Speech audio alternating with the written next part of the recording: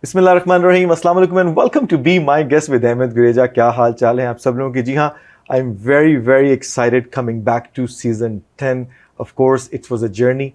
We were together. Thanks for all the likes, support, following, commenting. It was amazing and we made it to season 10. And all of you guys know, every time that I come to this stage, I bring someone who's known for its career, known for its time and its journey, someone who has a razzmatazz, who is known by its career, by its name.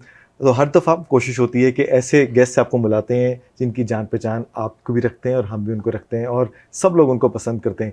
आज जिनको मैं यहाँ पे दावत दी, एक ऐसी शख्सियत, एक ऐसी personality, and I will say this all in English so that she can also hear, right? And I will introduce you to her, of course. She's one who has a long political career. We all know her as a politician. We have seen her in different stages, in different positions.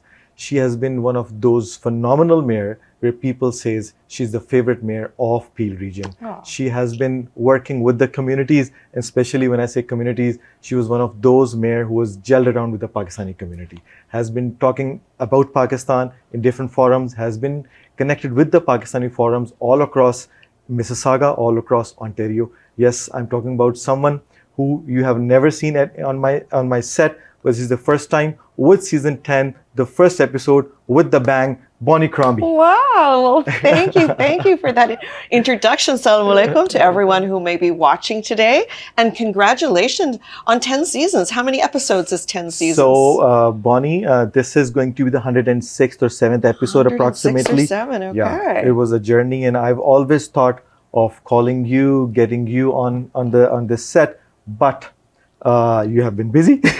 Oh, yes. Yes, and we will be talking about it all day today. Okay, wonderful. So, Bonnie, it's an honor to have you on the set. I have been always, thinking to get you, to call you here, but it was a journey that I've been following. How you became an MP, defeating Wajid Khan. Wajid Khan, I know. You can't forget that. With a lot of community support. With a lot of community support, because he crossed. Yes. Yeah, you remember. Oh. And then getting into the council, become a councillor, and then with big support, you became a mayor. Not just once, not twice, but thrice. It was a journey. I three-peat. And then we have seen you contesting for Ontario Liberal Party leader. Mm. And I was there with you, and I openly say it. I did support you.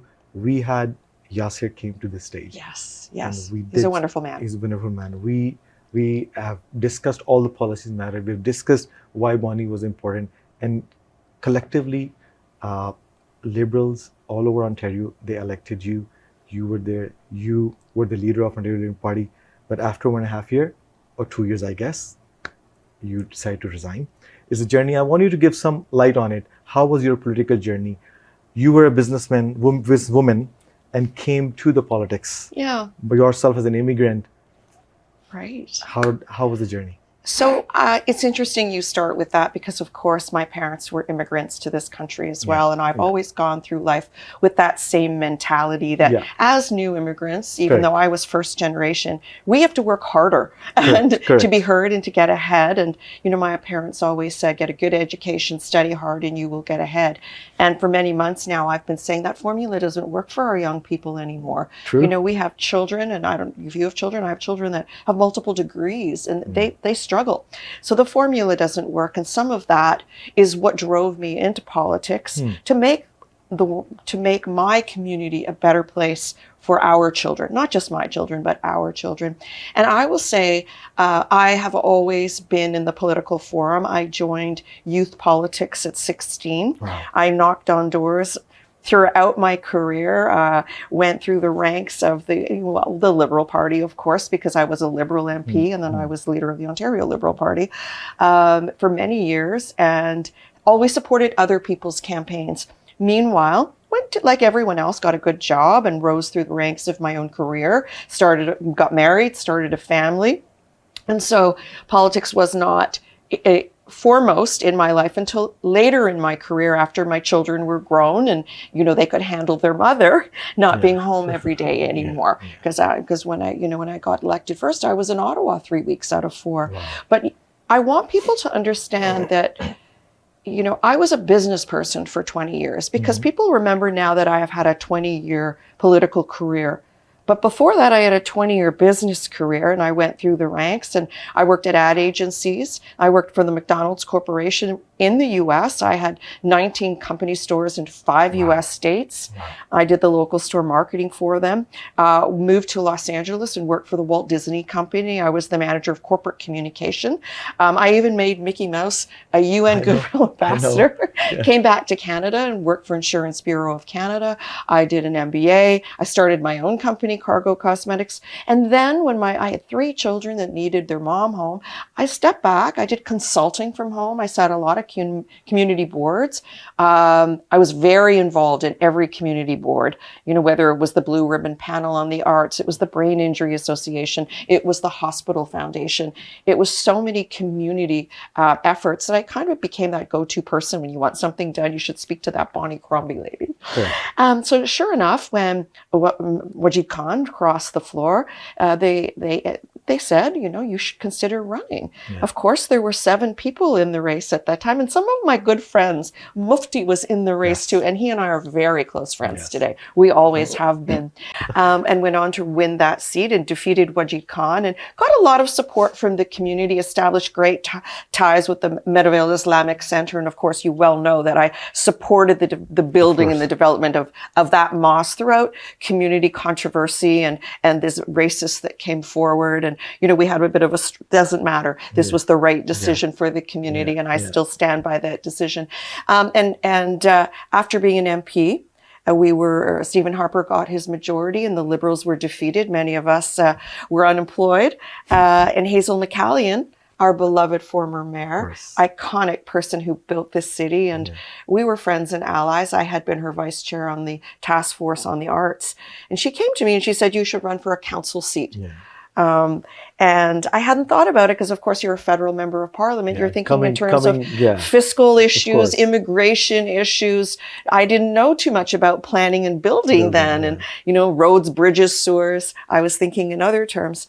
But I did. I ran against our current mayor, in fact, and won and got on to council and I spent 2.5 years. And then Hazel came. Normally, Bonnie, we have not seen this kind of swift change, you know, people from an MP coming to a councillor. You know, what I learned about municipal politics is it's really where you can make effective change quickly. The rubber hits the road. I can change your life in one phone call. You know, trash wasn't picked up today. Why not? You know what I mean? We have a lot of impact. And that's what I learned in my time in municipal politics. And then Hazel called me into her office one day and she said she was going to retire at 92 after 36 years. So I should put my name forward for mayor. Oh my goodness. So she advised you to do that. This is a woman who I worshipped. We all did. She was powerful, a legend, ahead of her time, the hurricane. Of course. Came to me, she said, you should run for mayor. And then I had a very formidable opponent, very formidable. The father of the current councillor, Matt Mahoney, Steve, was a friend of mine. He used to speak at my fundraisers. I thought, oh my goodness, I have to run against my friend. And he was pretty formidable. But I think that people wanted a younger generation. They like women. In Mississauga, we like women. And then I won and did the 3 terms. And I think I enjoyed a really great record. I had increasing support each time. The last time, 78% support. First time I ran, I had over 100,000 people vote for me. It's pretty incredible. Thank you. I've seen that you have taken the vision of Hazel to the next level, where about the LRT or is about housing. But we have seen, Bonnie, that we have lacked into the planning area into city, especially when it comes to permits and approvals and zonings and stuff. I would agree. I think what you're saying is correct. You know, Hazel built a city that was appropriate at the time, where gas was cheap and the car was king. You know, everybody wanted a large 4-bedroom house, picket fence. And, you know, that doesn't serve our needs or our interests today, because we need homes for people. And certainly we don't want small, tiny condominiums. True. We know that that doesn't sell. It doesn't work. But we needed someone to take us to the next level, to write the next chapter. And we had to embrace more modernization, intensification, densification, more public transit, which of course we built the LRT. We each year contributed additional funding. All the gas tax money went into increased service to My Way, our bus system. And we're very proud of that. And of course we achieved financing for this LRT. Now it is significantly delayed. I'm very annoyed about this. It's a Metrolinx project, and we know how delayed the crosstown is in City of Toronto. And I hope that we're keeping a very close eye on what's happening with the LRT, because I don't want these delays here for Mississauga. It's already 1 year delayed. I hope it's not delayed 2 more years. It must open. So between embracing public transit and more densification, what we wanted to do was achieve housing affordability for people. That was very important. Affordability is a big issue here in Mississauga. Crime is another thing we should talk about. And I know what's going on with the South Asian community and how they are often targeted. But you know, I will say, if the achievement I'm most proudest of is economic development. Of course. You know, I made it a priority to close deals. I brought in over $8 billion worth of investment to this city. And sometimes you just have to go, get on a plane and meet a CEO and convince them why they want to move to Canada, why they should come to Ontario. And if they're going to be in Ontario, there's only one city, and that is Mississauga. They have to land their business. And of course, we created tens of thousands of jobs, you know, in the almost decade that I was mayor. Very, very proud of my achievements. I think we all are very proud of your achievements. And Bonnie, I want to touch base that side also. I mean, you have been keep electing as a mayor again and again. That's one of the reasons that people have faith and trust on you. And, Thank you. And you have been keep delivering. People like the way you have been moving around with the communities, going door to door, participating in all the events. All the banquets, all the festivals. Of course. A question that everyone wants to get an answer of it is, what made Bonnie leave the mayorship and go toward the leadership of Ontario Liberal Party? Sure. Well, I had a very strong record as mayor. As you know, we kept tax rates very affordable. We kept them within the rate of inflation because we were all suffering. I have great management skills after having worked in business for 20 years. We had a great record of attracting investment into the city. I wanted to take the learnings of what we did in the city of Mississauga to help other cities across the province achieve the same successes. And I thought I was the right person for the job. I thought I could revitalize the Ontario Liberal Party and bring it back to life. And for the most part, we did. You know, I will say we went to an early election because we were a threat, not because we weren't. We had another year and a half to build, to grow, to raise money. I mean, we had increased our popular support from 23% to 33%. It leveled off during the election to 30%. We were fundraising. I raised $6 million the first year, $5 million in 2025. We've raised $11 million. We ran a fully funded campaign the first time in 8 years. So those are the achievements. We got 5 new seats. But of course, I guess the membership had some doubts and had some concerns that we didn't win, and I didn't hold the seat, and there were a number of issues. They had concerns. Bonnie, I mean, being you a mayor, you can always go forward and fight towards the Ontario Liberal Party leader, right? Yes. Why did you have to resign to do that? You shouldn't have to resign to do that. I mean, you could have been keep holding the same seat, same as a mayor, and contest as a leader. And you become a leader, then you can probably leave the seat. You left the seat early. Well, you can only have one of those jobs at one time. Okay. So I contested the leadership. I took a leave of absence to do that. I won the leadership, and I had some I had some files I had to wrap up, and I mean, I wanted to get the budget through, and so when I won in December, I didn't actually resign till January 12th because there were still some pending issues. I immediately went on the road. I was in every small town in northern, southern, eastern, and western Ontario. You couldn't keep the mayor's chair and be leader at the same time. There were 2 distinct, very important jobs each, but you couldn't do them both. but there is no resolution that you cannot. But you chose not to do that, right? And no, it wasn't a choice. It's required. You It's can required. only do one job or the other. Okay. I mean, it wouldn't be fair to the residents of the city of Mississauga to split my time with being leader of the Ontario One Liberal of the Party. things that you were very persistent and you advocated that is dissolving the Peel region, right? Yes. Why is that? Well- and we have seen you going head on head, face on face to the other mayors of the Peel region. What was that? I think it's so important to be independent and to control your own destiny. And the city of Mississauga has long served to fund the growth and the development of Brampton and of Caledon. And now that Brampton is larger than the city of Mississauga, it's past time that we separate and they pay their own bills. Because right now the formula at the region of Peel is that we still pay for 62% of the bills, even though they have higher population. And I know Mayor Brown will argue that we have a stronger business base, and yes, we do. That's very I think true. He has claimed that he's going to increase 37% of the taxes of Brampton only by doing that. This is false. This is a false claim. I've read these same reports. It does not suggest that. Certainly taxes would not increase in the city of Mississauga. In fact, it showed $10 million of savings over the 10-year period. I mean, there would be savings for the city of Mississauga if we could control our own destiny. I mean, I know he was advocating that we split regional Peel Police and the paramedics, but there may not be need for that. There still could be some shared resources, including Peel Police and paramedics, etc. We do have our own firefighters, so paramedics could go with the city or the region, but I know they would prefer to remain intact. But there would be significant cost savings for the city. So this is a very false proposition that there would be tax increases to do this. The reality is the city of Mississauga funded the growth of the region for the past 50 years. Correct. 50 years. And it is time that the cities stand on their own feet, become independent, single-tier cities, and control their own destinies. I know that also Mayor Brown wanted to have a city of Peel.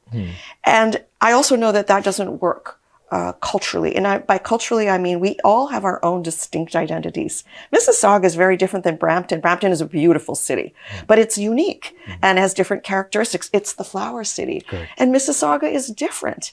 And Caledon is different as well. And we're also in very different So stages you in our still growth advocate patterns. this, and you still think that if you Well, for get the a most chance- part, this has occurred. For the most part, this has occurred. As you well know, that planning and roads have gone down to the single tier. There is now a bill passed in the legislature that takes white water and wastewater into a public entity to run by a board. So for the most part, all that's remaining is housing and infrastructure at the region of Peel. You don't need a regional office to conduct this business. Correct. You don't. And I think there would be significant cost savings if there were 3 independent cities. We'll take an answer from Mayor Brown. I'm again. sure you will. So, the reality is when that report was we done. have that seen you and Mayor Brown has been going always, face to face, head to head. Is it a policy matter? Is it a municipal issues, or what are those concerns? of which? We have seen you debating with the Mayor Brown On which? on different forums. So I Right. just want to know, are these a policies matters or are they municipal issues? So I think we're both, at the time, very strong, passionate mayors. We're both passionate for our own cities and seeing the growth and the development of our own cities. And he speaks very well, advocates for the city of Brampton, as I did when I was mayor of Mississauga. When I was mayor, my priority was the city of Mississauga and fighting for what is right for us. There's a campaign, Fair Share Peel, because of an outdated funding model. We are not getting our fair share funding from the province, but that's a different issue. When he and I, we were just 2 passionate mayors fighting for the best interests of our own cities. That's good, as long as it's professional and it's going to Always, get benefit. always, of course. always very professional. Coming back to the question that actually you raised is about increasing crime in the city. That's something, a talk of the table, and it's been pinching around.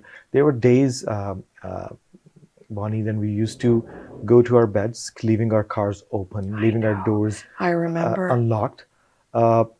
And it's a new narrative that has been built over the last couple Yeah. of years. And- What do you think? Where do you address this issue?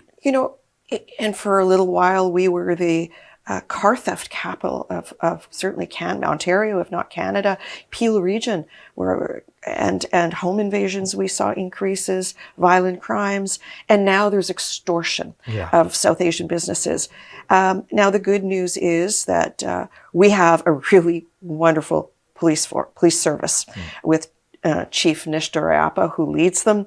They are incredible, and they have a very high solvency rate. We have seen some incredible, they have found these arrested people for break-and-enters, for these car theft rings, the extortion rings, etc. They are solving crimes. And of course, we gave them more resources because we knew that we had fewer police by population, it's called representation by population, than in other large cities. And that's why you have seen over the past few years, we have really increased the boots on the ground, shall we call it, police resources. And we have a fabulous chief who's modernizing and using more technology. However, I think where we saw the disagreement was in the funding formula. As I mentioned, Mississauga still foots a large share of the bill, and that's not equitable, and it's not fair for the residents of the city of Mississauga. It needs a different funding formula. We shouldn't be paying for 62% of the 300 new officers, which was a 23% increase in the budget as a result. Now that they have as many residents as we do, and we can argue whether there is more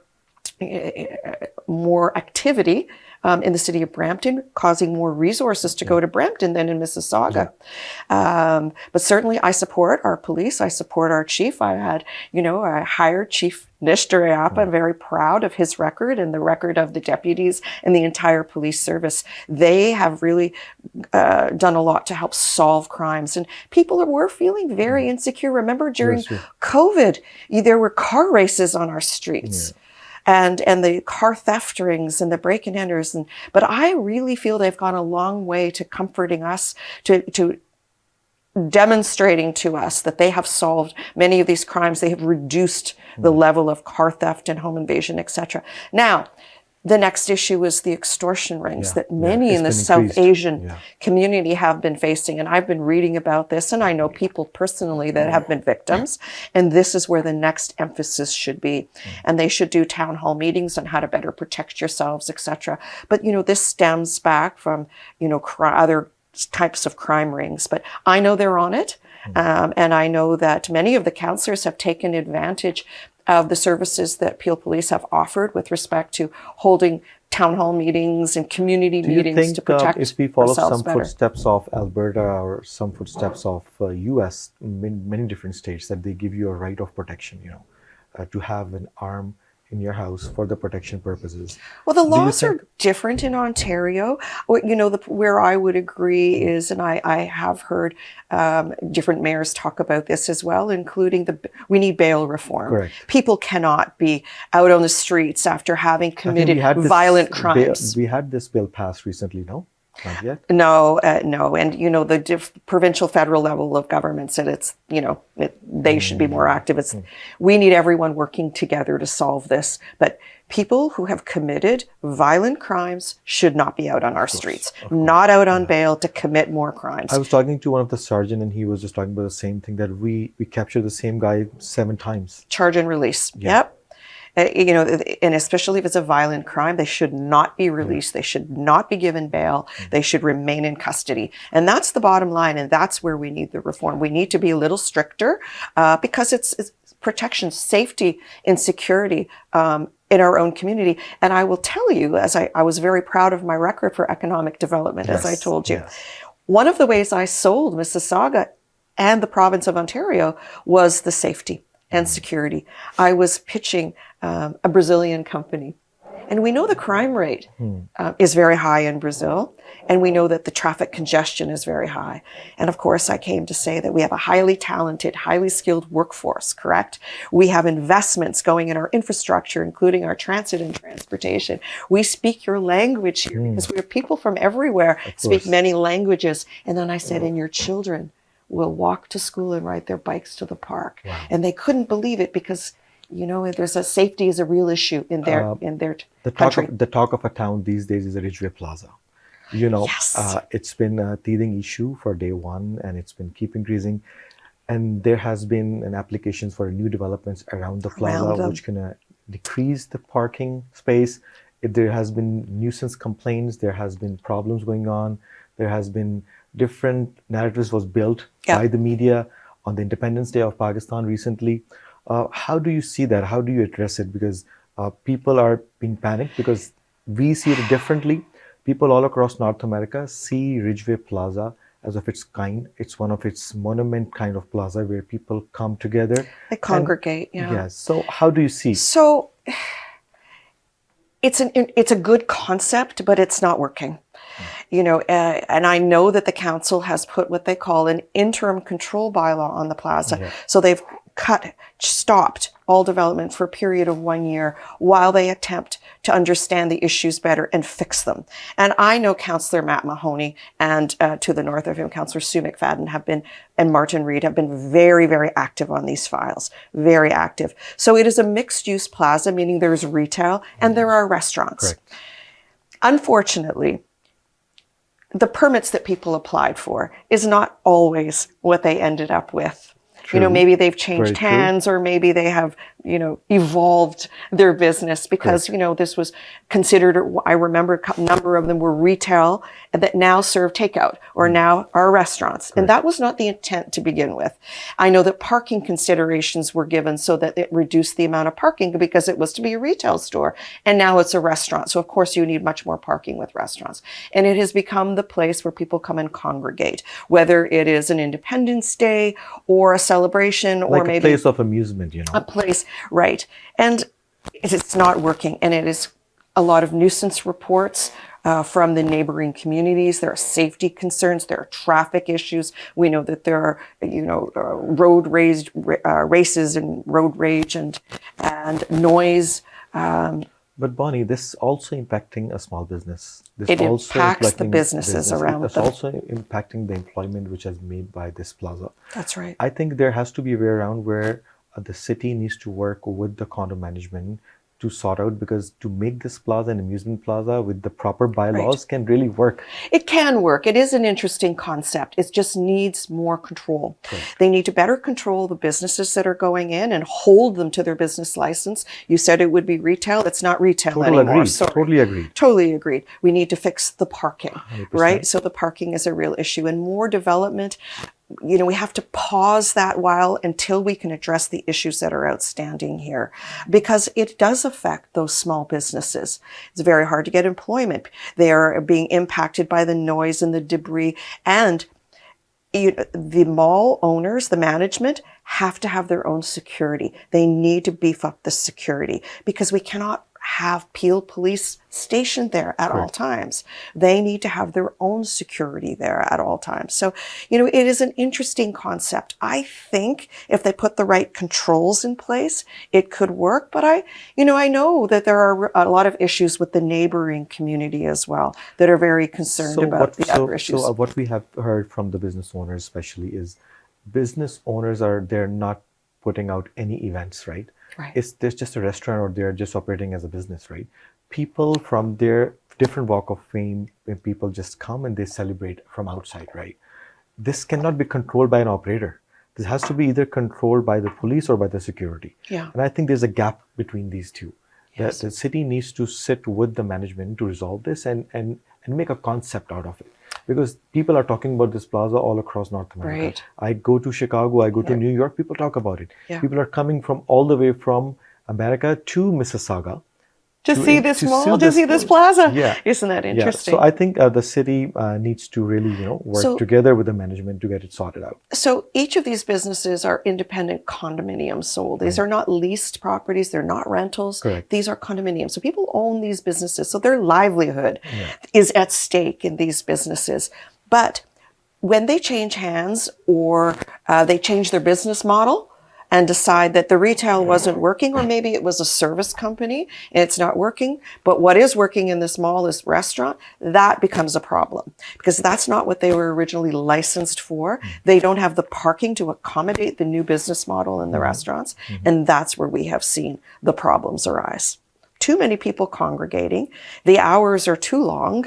It impacts the neighborhood because there's noise throughout the night, and it becomes a place of congregation on many of these high holidays and festivals and festivities. See, I mean, I do understand where you're coming from, but there's a different narrative, right? Yeah. Someone who's operating until morning 6 o'clock or open 24/7, for example, he compare himself with McDonald's as well. He compare himself with Tim Hortons as well. He compare himself with Burger King as well. That he's a restaurant, I'm a restaurant. He's open 24/7. Why I cannot be open 24/7? Well, right. So you see, I think you also the plaza itself was zoned mixed use. Correct. So you can't have a preponderance of just restaurants in one place like that. There has to be other uses and has to be city split needs to come crack down all those places where they have taken the licenses for A and they're using it for B purpose. They That's need to come. correct. I think that's a fair approach. It is a fair approach. And bylaw is responsive rather than proactive in that way. But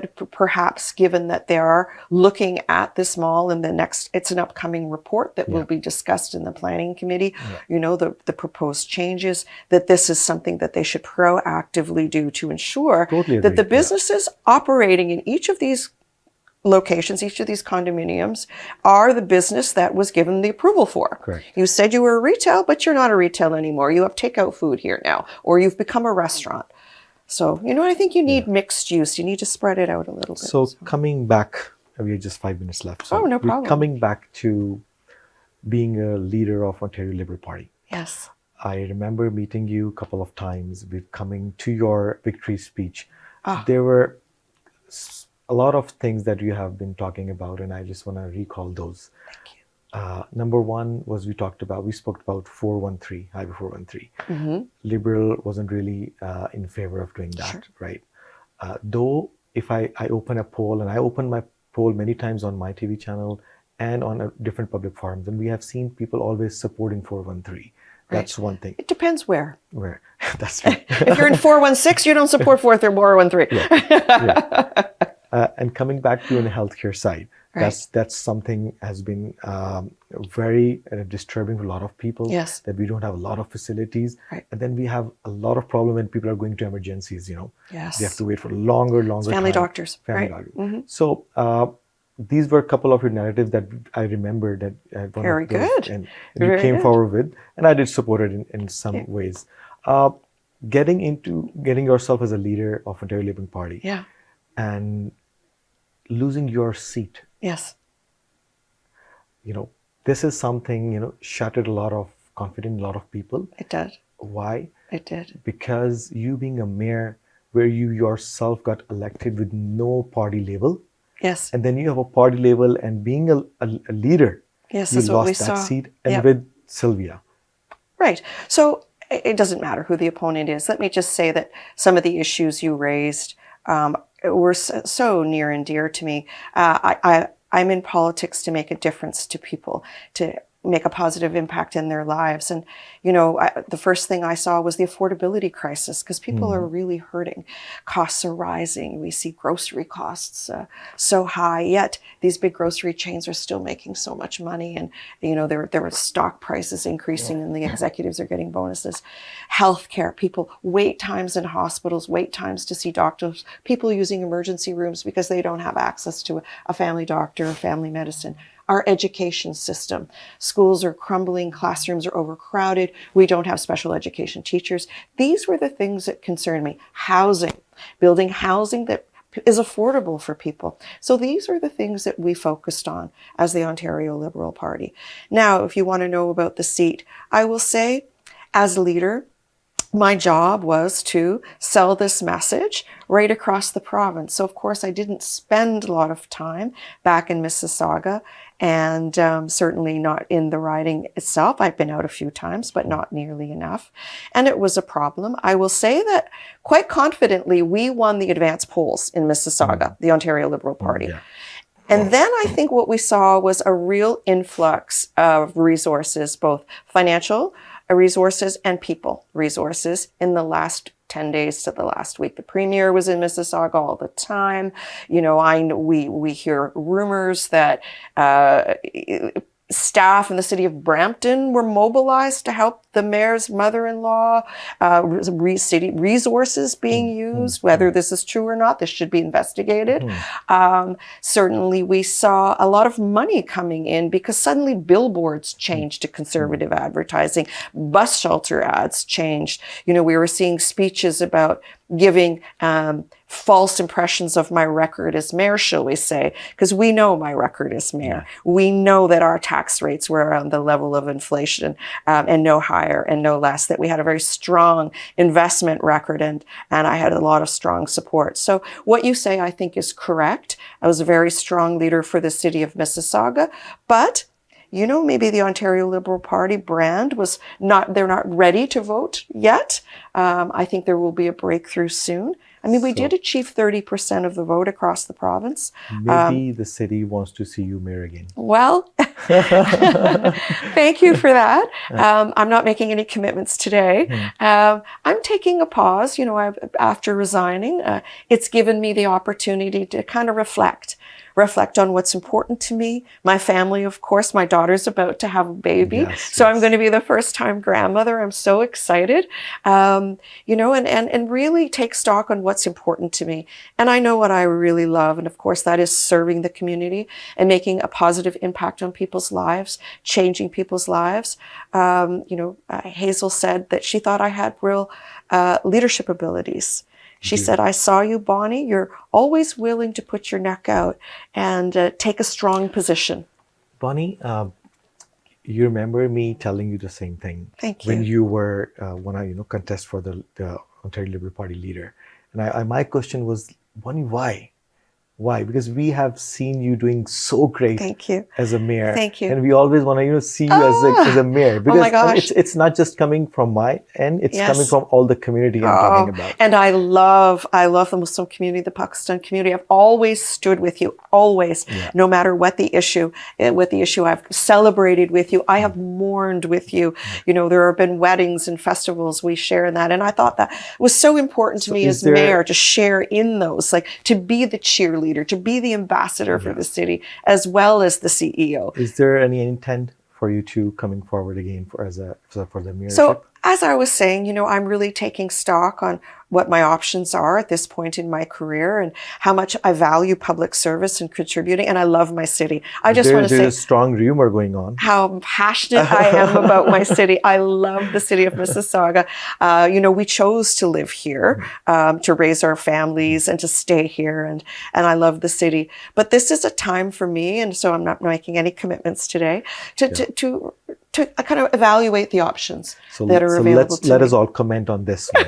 Let us all comment on this one on the YouTube channel. Where do you want to see her? And yes, there's big rumors, and I'm telling her. Well, thank you for that. You know I love the city, and I loved representing it. Last question. You have been very attached with the Pakistani community. Yes. I want to take one name, Irfan Babaji, mashallah. Oh my gosh, Babaji. He's phenomenal. Irfan Malik. Mashallah.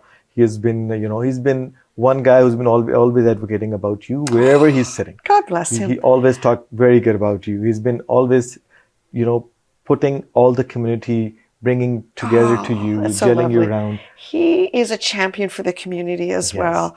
You know, he is somebody we all know, we all love. I will tell you, every morning he sends me a message of positivity.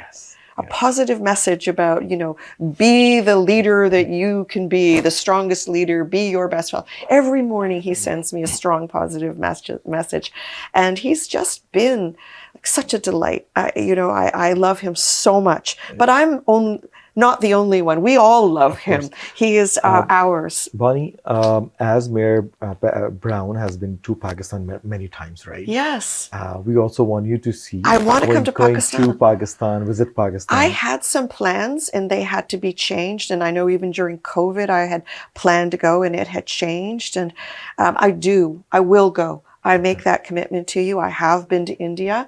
I always made it a priority because on city travel, you have to justify taxpayer dollars. And I only went where I knew there was a strong possibility of closing deals. Of course. And for us, in Mississauga, that was always Japan, Germany, the United States. These are areas where they have strong advanced manufacturing, high tech, aerospace industries, life sciences for us in Mississauga as well, very strong pillar. So these were the places where I would go to seek out deals with CEOs and. There's a big chunk of Pakistani community in Mississauga. Yes, and chunk. we will create a trade mission, and we will go to Pakistan.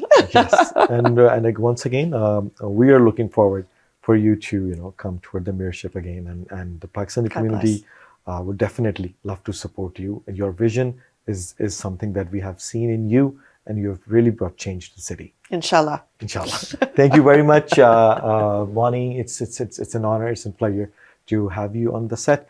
So inshallah, we'll see you guys in the next episode. Keep watching Be My Guest only on ARY News.